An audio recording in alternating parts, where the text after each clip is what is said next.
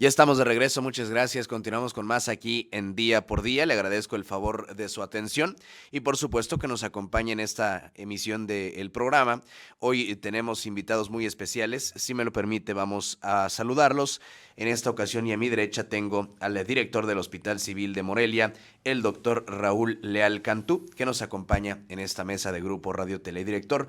Buenos días, ¿cómo le va? Buenos días, un gusto estar aquí. Gracias por estar con nosotros, director. Gracias. También saludo con mucho gusto. Frente a mí, a la derecha del doctor Leal Cantú, nos acompaña la doctora Mónica Velázquez. Ella es neumóloga. Doctora Mónica, buenos días. Buenos días, muchas gracias por habernos invitado. Gracias por estar con nosotros. Y a la derecha de la doctora y al frente mío se encuentra el doctor Luis David Chora Hernández, infectólogo. Doctor Luis David, buenos días. Hola, buenos días, ¿qué tal? A los tres les agradezco que nos acompañen en esta mesa y por supuesto que nos extiendan un poco más la información que necesitamos conocer en este sentido sobre la pandemia que a nivel internacional está poniendo de pestañas a los diferentes países y sobre todo alertando a la gente de estar atenta a las medidas y recomendaciones que extienden desde el sector salud, los especialistas del tema, invitar a que la gente no se automedique, no crea noticias falsas, no se informe a través de las redes, sino que escuche el testimonio y las recomendaciones de los expertos. Sin más preámbulo, director, me gustaría comenzar preguntándole cómo se encuentra hoy el hospital civil. Bueno, el hospital el día de hoy está tranquilo, por así decirlo, ¿verdad? Es un hospital que generalmente tiene un flujo de enfermos bastante alto. Sin embargo, por la contingencia, pues se ha aminorado ese flujo de pacientes y lo hemos contenido también solicitándole que solo vayan las urgencias, como ya se ha hecho a nivel nacional, que la gente tenga menos salidas de su casa para que exista esa sana esparcimiento de espacio. El hospital se ha ido preparando, no solo en estos días, ya tenemos un poquito más de un mes que hemos preparado las instalaciones para pues, atender esta contingencia. Se crearon consultas donde específicamente se ven pacientes con infección de vías respiratorias superiores, donde se toman las muestras y conforme ha avanzado esta necesidad, pues se han creado algunos espacios específicos para pacientes que pudieran tener coronavirus. Afortunadamente, hasta el momento el hospital no ha tenido ningún paciente internado con esta enfermedad. Ha habido varios sospechosos, como ya sabemos en el estado, que se han ido a su casa y que se mantienen en vigilancia. Sin embargo, bueno, dada la preocupación, sí tenemos ya, en base a nuestros expertos, nos hemos estado reuniendo muy cotidianamente para ver cuál es la vía más eficiente para tratar a los pacientes que lleguen a tener esta enfermedad. Hemos dispuesto un piso para tener pacientes que se requieran con este tipo de enfermedad y nuestro grupo de expertos, de los cuales tenemos 2 aquí, ha sido un grupo no solo del Hospital Civil, sino también del Seguro Social, del Hospital de la Mujer, del ISSSTE, tratando en el estado de tener un mismo panorama de cómo atender a la gente eficientemente. Hoy, doctor, habrá que tener especial atención, sobre todo, ustedes, que son los profesionales de la salud y que se encuentran expuestos a esta enfermedad, y 2, pues evitar la propagación dentro del mismo hospital. Sin duda, ¿no? En el hospital tenemos ya la conciencia como hospital de contener este tipo de enfermedades, no solo ahorita, nosotros nos enfrentamos a contingencias muy cotidianamente de infecciones intrahospitalarias. El hospital como tal es un ámbito de alto riesgo para el personal y para el público, entonces por eso la contención de que alguien vaya a visitar a los enfermos. Nosotros mismos tenemos vigilancia sobre algunas áreas de cómo entrar, de cómo vestirnos, de circular. Es una lucha cotidiana que ahora se ha intensificado y que quizá nos la tengamos que ver más crítica en los días próximos y obviamente pues ir procurando nuestras barreras para protección del personal, ¿sí? Que se han ido ya también implementando en este lapso de días, y esperemos que cuando esté esta contingencia pues todos estemos protegidos, ¿no? Muchas gracias, doctor. Hoy, doctora Mónica, usted desde el punto de vista de su especialidad, neumóloga, háblenos un poco más. ¿Qué debemos saber del COVID-19? Un coronavirus que ya existía, pero que ahora esta nueva cepa, descubierta a finales del 2019, a inicios del 2020, pues bueno, cambió la forma en la que conocíamos precisamente al coronavirus como tal. Bueno, pues este es efectivamente una nueva cepa de coronavirus que ya se conocía, que producía, pues sí, cuadros respiratorios. Han habido también algunos otros, digamos, virus similares, y las cosas que hay que tomar en cuenta es, en esta cepa en especial, es su alta afinidad por el aparato respiratorio, ¿no? Okay. Entonces, finalmente, a la mayoría de la población les va a dar un cuadro, digamos, leve, un cuadro respiratorio leve, que va a estar caracterizado a lo mejor por tos, a lo mejor por pues básicamente, ¿no? Tos, fiebre, posiblemente. A la mayoría de las personas se va a resolver porque tenemos un sistema inmunitario competente. Sin embargo, pues aproximadamente a un 15%, pues no. Esta enfermedad puede irse más allá de la vía respiratoria, digamos, superior, y puede irse hasta los pulmones, y es cuando se produce una neumonía, y ¿Qué es lo que te mata, la neumonía, no? Por supuesto, sí. Básicamente es que los pulmones pues se inflaman, ¿no? Se llenan de muchas sustancias en respuesta a la infección, y entonces no se permite su función, que es oxigenar. Y entonces pues eso es lo que hay que apoyar a estos enfermos con cosas muy especiales, como por ejemplo pues oxígeno, o si es necesario, apoyarlos en su función respiratoria con pues respiradores o ventiladores, ¿no? ¿Cómo andamos de este material en el Hospital Civil? Bueno, en términos generales, por cuestiones de zonificaciones y cosas que ya se hace por secretaría, pues, se tienen determinados números de camas, y por cada determinado número de camas, determinado número de ventiladores. Pero la verdad es que, bueno, ni países tan con muchas camas y con muchos ventiladores han podido contener el número de neumonías, si es que la población se enferma pues al mismo tiempo. Aquí pues está el doctor Chora. Aquí lo que se está tratando de evitar es que pues nos dé la infección a todos, y que a todos a una gran porcentaje de la población, que imagínense. Se colapse, ¿no? Exacto, y eso colapsa, ¿no? O sea, por más que tengamos suficientes ventiladores, al final si es demasiado el porcentaje de la población, imagínense un 15 o un 5% que requeriría apoyo crítico, es muchísimo, ¿no? No alcanza ningún sistema de salud. Con esto pasamos precisamente, doctora Mónica, ahora con el doctor Luis David, que nos habla un poco más sobre el comportamiento de esta nueva cepa del virus, coronavirus, así por estas, como lo diré, esta niña que se hizo viral, que lo explicó padrísimo, ¿no? Es estas como manitas que tiene y que se agarra a las... sí, a la mucosa, y que bueno, lo explicó perfecto la niña, se hizo viral en todo el mundo porque explicó el coronavirus, pero hoy el especialista, el doctor Luis David, nos va a platicar de qué manera se esparce y cómo funciona este tema, y sobre todo también, doctor, que me ayude a seguir invitando a la gente a que se quede en casa. Luego pensamos que no nos pasa nada, vamos a seguir saliendo, vamos a seguir haciendo nuestra vida normal, y pues luego hay que vernos tristemente en el ejemplo de Italia, lo que pasó en Italia, en España, y que hoy pues no se dan abasto, doctor. Sí, gracias, buenos días por la invitación. Lo más importante que hay que conocer, y yo os invito a la población en general, es que se informe en los medios adecuados, porque desgraciadamente vivimos una época en la que existe mucha desinformación.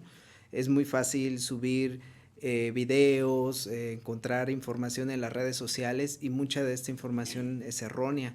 Sí. Este es un virus que efectivamente, ya lo comentó la doctora, es un virus respiratorio, y como tal tiene esa capacidad infectante justamente que tienen los virus respiratorios. Es muy similar, digámoslo, a lo que es la influenza, que a lo mejor, tomando ese ejemplo, ayuda a que la gente comprenda un poco más. Entonces,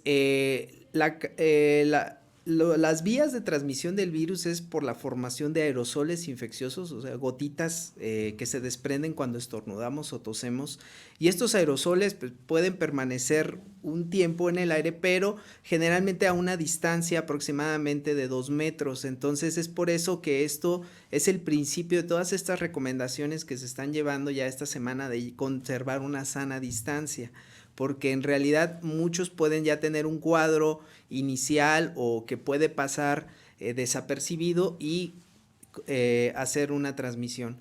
La otra vía principal de transmisión es por la autoinoculación. ¿Y esto cómo se lleva? Pues porque si yo, por ejemplo, estornudo o toso, libero estas partículas infecciosas en mi entorno y contamino la superficie. Se ha demostrado, por ejemplo, que el virus puede permanecer en una superficie como la madera hasta 3 días. Y entonces, si yo no estoy infectado, pero alguien estuvo en este sitio, puede llegar, tocar, y luego es muy común que nosotros nos toquemos la cara, nos toquemos la nariz, las mucosas, los ojos, y de esa manera es la otra principal vía de transmisión. Y es por eso que esto da pie a la segunda recomendación muy importante y que más que nunca debemos de seguir, que es el lavado de manos con agua y jabón. Existe mucha desinformación respecto a este tema, están circulando muchas cápsulas respecto a cuál es la mejor sustancia, que si el alcohol gel, que si desinfectantes elaborados por industrias, que porque tienen una validez para inactivar el virus. Aquí no, aquí lo más importante es el lavado de agua con jabón y agua. Eso es lo fundamental. El jabón, nada más que sea un jabón adecuado, de incluso económico, no es necesario ninguna marca en particular, que sea un jabón económico, efectivo, y estarlo haciendo varias veces durante el día, sobre todo en su trabajo, si van a salir, si regresan a su casa, antes de tocar lo que es su entorno. Eso es muy importante. Ahora bien, si por alguna razón no tienen en un momento acceso a agua y jabón, pues entonces ahí es donde tiene su lugar exactamente el alcohol gel, que lo más importante es que ustedes vean que sea una concentración mayor al 70% de alcohol, para tener la certeza de que inactiva el virus. La verdad es que el virus fuera de estos sitios es muy poco infeccioso, entonces por eso es que ahorita más que nunca la gente, si no tiene una actividad importante, es mejor que permanezca en su casa, que no salga, que no existan aglomeraciones, que no se junten muchas personas en sitios cerrados, actividades que no sean indispensables, evitarlas, porque esto es lo que justamente favorece la transmisión del virus. Y hoy justamente la Secretaría de Salud a nivel nacional estableció ya como una fase 2 en la cual justamente debemos de ser más cuidadosos en todas estas actividades, porque eso es lo que nos va a evitar que existan más infectados, y si de estos infectados un 15% van a requerir atención hospitalaria, pues el volumen de pacientes que pueden consultar en servicios de salud se van a saturar, y de esta población 5% puede que requieran terapia intensiva. Entonces esos son los que justamente han saturado servicios de salud en otros países, pero yo confío, México tiene una historia de prestar atención a todas estas recomendaciones, mucha higiene, nada más hay que seguirlas e informarnos bien en las vías y en las fuentes autorizadas, como es este caso. Doctor, ¿cuánta gente se tiene, según los estudios, según las estadísticas, que una persona con coronavirus, a cuánta gente puede infectar? Miren, esto es algo dinámico y que no vamos a saber bien hasta que realmente veamos la prevalencia del virus. La capacidad reproductiva del virus se ha establecido hasta el momento con una R, que es justamente la capacidad reproductiva del virus de infectar a más personas, aproximadamente entre 2 y 3, es decir, por cada persona puede haber 2 o 3 infectados. Esto es muy variable porque sí, justamente hay reportes de que hay pacientes que realmente, si no son completamente asintomáticos, tienen síntomas muy leves y a veces es muy difícil captar esto, pero es aproximadamente ahorita el estimado que se tiene y es muy parecido, por ejemplo, a influenza. Por eso les digo que para que no les dé miedo, que no genere como tanto pánico o temor a la gente, hay que compararlo un poco a a lo que es influenza y que pues bueno, a lo mejor estamos más acostumbrados y todo ya, incluso ni vacunas la gente luego se quiere aplicar, más sin embargo es muy común, muy parecido las vías de transmisión y la capacidad reproductiva que tiene el virus. Muy bien. Pues, director, importante tomar las medidas necesarias desde casa. Ya nos compartían los especialistas un poco de estas recomendaciones para no caer en errores que han cometido países que hemos visto la situación en la que se encuentran. Se criticaba de repente mucho este tema y hoy le voy a preguntar, en el sector salud, si llegara el momento de una contingencia mayor, de una saturación de los servicios de salud, ¿se jerarquiza a los pacientes? Es decir, ¿se toma primero a unos que a otros? ¿O qué nos puede decir? Sí, miren, esto de jerarquizarlo sí ha sucedido, sí hay este tema. ¿Qué es la jerarquización? Vamos a especificar un poco las medidas preventivas. En el estado de Michoacán se decidió que se suspendieran, por ejemplo, las clases de primaria o del sector básico una semana antes de lo que se había previsto, inclusive. Eso, desde mi punto de vista, es una jerarquización de una actividad una actitud que hay que tomar. Sí. ¿Por qué? Porque se empezó a hacer el aislamiento antes y eso puede impactarnos en forma muy importante y creo que nos ha impactado en forma importante porque si vemos los casos que tenemos realmente extraordinariamente a todos los médicos nos llama la atención que son muy pocos. Quizá ese impacto exista, el decidir que haya menos actividades, suspender actos públicos sociales como es la feria, como son eventos de artesanos, que pueden tener un impacto social, pero en la salud han también impactado en que tengamos menos casos. Como decía el doctor Chora y la doctora Mónica, si nosotros llegamos a tener todos los casos que en Italia, en España han tenido en el desarrollo de la enfermedad, no hay sistema de salud en el mundo que soporte tal cantidad de pacientes. En este estado tenemos alrededor de 400 ventiladores. ¿En todo el estado? En el estado, que son con los que regularmente trabajamos. Los hospitales, llámese Seguro, ISSSTE, Secretaría de Salud, que serían insuficientes si calculamos las cifras que dicen que el 5% se va a enfermar en forma grave, no va a alcanzar. El 5% de 4 millones de michoacanos. De michoacanos no alcanza, no hay. Entonces, por eso es la gran preocupación de decir, quédate en tu casa, cuídate, lávate las manos, no te expongas, no salgas a los... Es penoso decir no salgas a consumir porque nos vamos a afectar. Sí, la todos. Economía se verá Sí, gravemente la economía, afectada. pero si hay más enfermos, si hay más muertos, es más grave la perspectiva de afección económica, inclusive. Si esto lo contenemos en 1 o 2 meses, será un éxito muy grande y restableceremos nuestra vida normal, ¿no?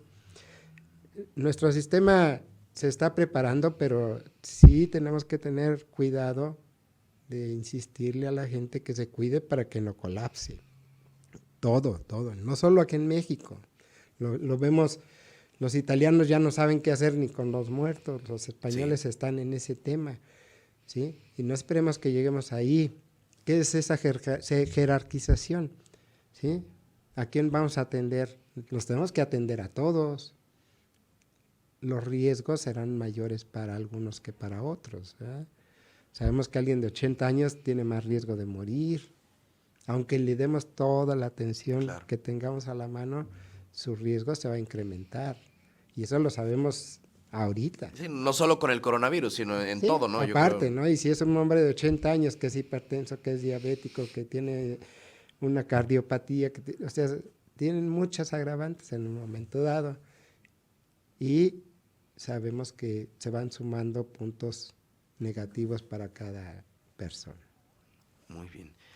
Doctora Mónica, ¿cuál sería el tratamiento de un paciente con coronavirus? Digamos, un paciente que se presenta de manera asintomática, uno leve, uno más o menos y uno de plano que se encuentre muy grave. ¿Cuál sería el tratamiento para cada uno de ellos? Bueno, en los casos leves, definitivamente, y sobre todo ahorita, ya que ya está ampliamente difundida, y ya también lo comentó también el doctor Chora, las definiciones, pues si es sospecha de un caso de coronavirus, pues si tiene solamente a lo mejor tos, a lo mejor un poquito de dolor de garganta, a veces puede dar un poquito de dolor de un poquito de diarrea, en fin. Entonces, síntomas y manifestaciones leves, básicamente lo que siempre hacemos con un cuadro de vías respiratorias altas, ¿no? Fiebre, que generalmente no es tan alta, se toma uno algún antipirético, ¿no? Como el paracetamol y alguna también es analgésico, y entonces ahí puede ayudar un poquito para el dolor de garganta. Lo normal, o sea, lo Una que cada 8 habitualmente horas. hacemos con un cuadro de vías respiratorias, cada 8 horas, posiblemente 3 días, pero hay que estar vigilando, ¿no? Que si es persistente la fiebre o se empiezan a agregar síntomas que ya no son, pues no leves, esperables, ya no son leves, como la falta de aire, ¿no? Ese es un síntoma muy, muy llamativo, para sospechar que algo no va bien, ¿no? Entonces ya si tiene falta de aire, o sea, si esa persona que le dio la gripa y se queda, como dicen las recomendaciones, en casita, aislado, entonces, y toma su analgésico, si empieza a sentir falta de aire, mucha tos, la fiebre es muy persistente, mucho tiempo, entonces, pues al hospital, y se le evaluará, y entonces ya se ven otros parámetros como su nivel de oxigenación, o sea, ya cuánto está oxigenando, se ve una radiografía del pecho para ver si hay ya algunas afectaciones. Algunas manchitas, por así decirlo, que nos diría que ya el pulmón ya está lleno de un infiltrado ahí contra el virus, de la infección contra el virus, del virus, y ya ahí el tratamiento a partir de ahí básicamente es de sostén, como toda neumonía viral. Lo que nosotros necesitamos darle pues es oxígeno, si necesita oxígeno con diferentes dispositivos. Al final, si se ve que no puede solo con oxígeno por puntas nasales o por una mascarilla reservorio, entonces pasamos a la siguiente etapa, que es ver si necesita una intubación y ponerle un respirador. A la par vemos con algunas escalas y algunas otras cosas, parámetros, otros exámenes de laboratorio, vemos si el riñoncito, porque también puede responder, puede fallar, o también la presión arterial empieza a disminuir y a fallar también el sistema hemodinámico. Entonces, todo esto es muy dinámico, ¿no? Entonces, un caso moderado puede ser que sí tiene neumonía, pero que solamente pues está con puntas nasales, con un poco de oxígeno, está controlado y básicamente, y se hospitaliza y con eso sale adelante. Y el tercer escenario, un caso grave, sería aquel que necesita un respirador y que además tiene otros órganos ya involucrados en esta respuesta, pues ya de todo el cuerpo, pues ya otros órganos afectados, ¿no? Como el riñón, como el sistema circulatorio. Entonces, ya se van agregando estrategias para cada una de esas cosas, ¿no? Muy bien. Pero no hay un tratamiento específico. El ibuprofeno decían que no se recomienda. ¿Usted qué opina? En general, de hecho, porque tiene los antiinflamatorios tienen cierta efecto sobre las células que también de alguna manera intervienen, ¿no? O sea, para ayudarnos a defendernos del virus, ¿no? En general, en los cuadros de vías respiratorias superiores, los neumólogos casi siempre recomendamos, pues a lo mejor algo para ¿no? Si hay secreción, si hay dolorcito, paracetamol, pero no antiinflamatorio, puesto que también de alguna manera frena también a nuestro sistema inmunológico, ¿no? Creo que al final de cuentas se está defendiendo, ¿no? Claro. Gracias, doctora. Por otro lado, doctor Luis, luego mucha gente, y escuchamos este tema, que si nos va a dar coronavirus, mejor que nos dé ahorita, o sea, por ejemplo, de manera personal, a que nos dé después cuando esté saturado todo este tema y que genera cierta inmunidad. ¿Es cierto o no es cierto? Miren, aquí el problema es que no tenemos, aunque sabemos que 80% de los casos van a ser leves, se van a resolver, como ya comentó la doctora, con sintomáticos. Lo que nomás nos preocupa sobre todo de las personas es que alguien que adquirió la enfermedad puede contagiar principalmente a las poblaciones más vulnerables, y es ahí donde justamente ahorita nosotros todos somos 100% susceptibles a este virus porque jamás hemos estado en contacto en nuestro sistema inmunológico.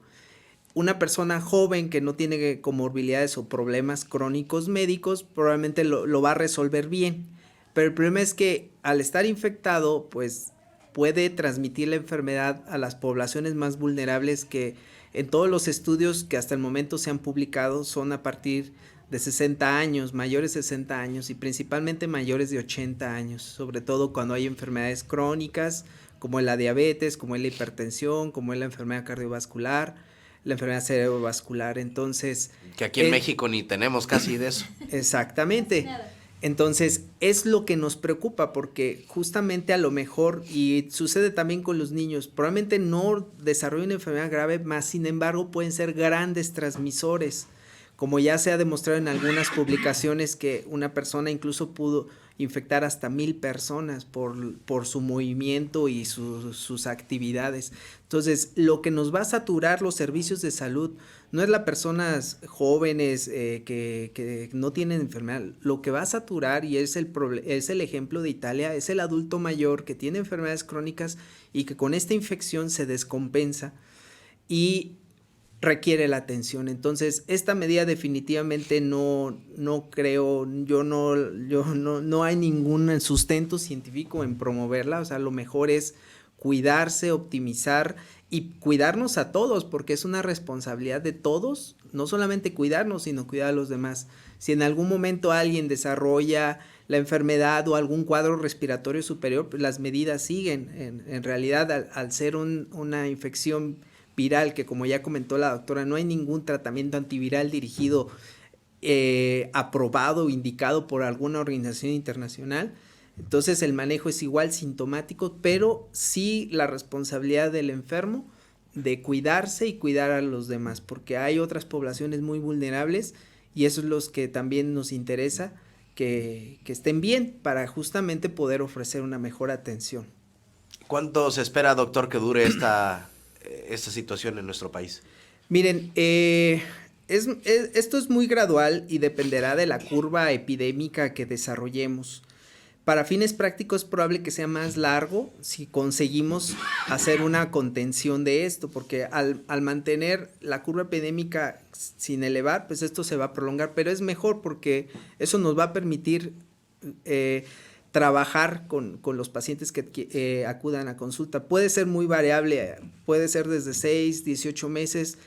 Lo que va a pasar después de este virus de la entrada es muy variable también. Es probable que quede un virus endémico, como es el caso de influenza H1N1, que en cuanto entró, pues bueno, ya es un virus que en la época invernal y a finales de la época invernal sigue dando problemas. Entonces es muy probable que este virus de una manera se vuelva parte de los virus endémicos, pero lo importante es que ahorita que todos estamos 100% susceptibles, no nos enfermemos todos a la vez, porque eso es lo que ha hecho fracasar y que los sistemas de salud de países de primer mundo colapsen, porque es demasiada la necesidad de atención. Y también porque pues, da tiempo a que siga el desarrollo de la investigación científica y que tengamos no solamente el desarrollo de una vacuna, sino un tratamiento antiviral efectivo. Entonces aquí lo más importante es alargar, contener, dar tiempo justamente para que también podamos seguir avanzando en la investigación de este agente infeccioso. Muy bien. Hoy tenemos que guardar nuestra sana distancia, evitar salir, el tema de los encuentros masivos o eventos, los conciertos, ¿no? Como aquellos que fueron al del Vive Latino, que era un foco de infección ahí. Se viene el tema de las vacaciones de Semana Santa, entender que, esto no son vacaciones a final de cuentas y que, debemos buscar protegernos entre todos, porque a final de cuentas, más que uno se cuide, por más que uno siga las recomendaciones al pie de la letra, va a haber otro que no. Y yo me pongo a pensar, y le pregunto al infectólogo, doctor Luis David, ¿a través del dinero se puede también transmitir este virus? Miren, monedas, billetes. Es posible porque el virus sí puede permanecer en metal hasta 3 días. Entonces, aquí lo más importante, volvemos al principio básico. Cuando manipulamos, salimos a la calle y todo, necesitamos estarnos lavando las manos, porque es finalmente la medida preventiva más efectiva. Si uno manejó dinero y todo, o porque pues, cuando está en la calle se tocan superficies, se manipula dinero o otro tipo de superficies, volvemos a lo mismo. La medida más efectiva es el lavado de manos y principalmente antes de tocarnos la cara o antes de entrar a nuestro hogar o al resto de lo que es nuestro entorno dentro del hogar, debemos de lavarnos las manos. Igual al salir también, lavarnos las manos, y es la medida más efectiva para protegernos y proteger al resto de la población. Muy bien. Bueno, pues agradecerle, director, por estar con nosotros hoy y finalmente escuchar algún mensaje para la ciudadanía de parte del director del Hospital Civil. Muchas gracias. Esta invitación acudimos con gusto porque el prever las incidencias que pueden ocurrir en esta población de Michoacán nos ayuda a que la enfermedad sea contenida eficientemente. Queremos que sepa la población que estamos preparados, que tenemos listos muchas ideas y actitudes de nuestro personal para combatir la enfermedad, pero que también nos ayuden, que se cuiden, que sepan que el principal ángulo de esta enfermedad es el cuidar, que la población entienda que debe confinarse y debe tener muy buenos hábitos de higiene. ¿Sí? Les agradecemos, en verdad hemos trabajado arduamente desde nuestro gobernador, nuestra secretaria, nuestros médicos, hasta nuestros intendentes están ya listos para enfrentar la enfermedad. Y todos están abocados con una buena actitud para tener control y esperemos que así sea. Y a final de cuentas todos están también en riesgo, ¿no? Y eso debemos valorarlo como ciudadanos, debemos cuidarnos.